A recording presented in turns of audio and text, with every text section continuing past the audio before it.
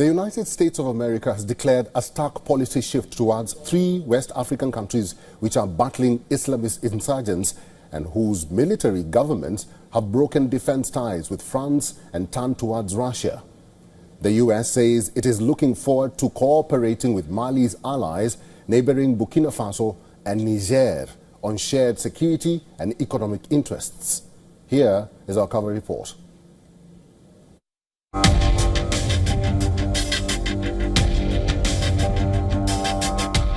Burkina Faso's military leader, Captain Ibrahim Traoré, presents himself as a standard bearer in resisting imperialism and neocolonialism.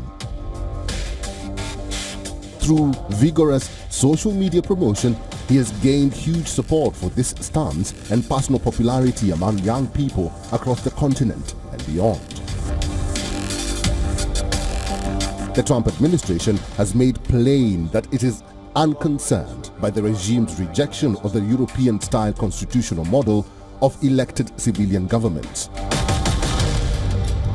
Trump's return to the presidency, he said that supporting the fight against terrorism was now the main focus. Then, last month, AFRICOM's deputy head, General John Brennan, confirmed that the U.S. was continuing to actively support the 3 military-run countries in their struggle against jihadist groups and Islamic State in particular. The motives for Trump's shift in approach seem to be threefold. We still collaborate. We have actually shared information with some of them to attack key terrorist targets, but it's very different than it was even 2 or 3 years ago. We were trying to work with them to assuage them that we have intentions to help them, but there's obviously other competitors that are whispering in their ear, telling them mis and disinformation about our intentions. So we're breaking through that network. The jihadist activity is also a threat to the Sahel's export of valuable or strategically important minerals.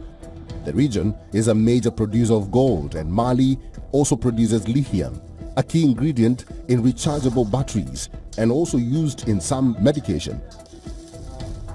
While Niger has significant uranium reserves, Niger's military government has seized control of the country's main uranium mine from the long-standing French operator Orano and is now lining up Russia as its new partner in the sector. The Trump administration also appears concerned not to leave Russia to play the role of sole external defense partner of the 3 countries.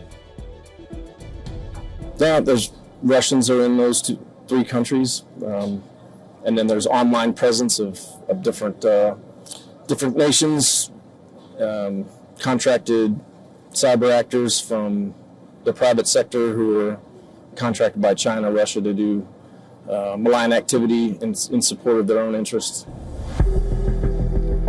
Following the spate of coups, ECOWAS tried to pressure the military leaders into promising firm dates for new elections.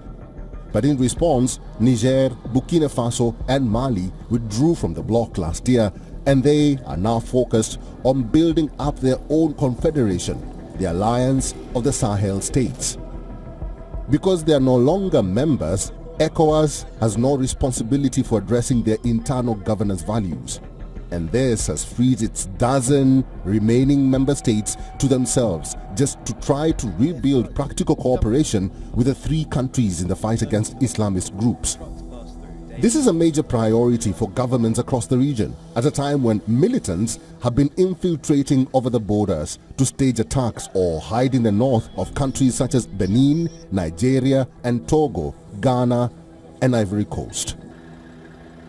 Africa Bureau, WION, World is One.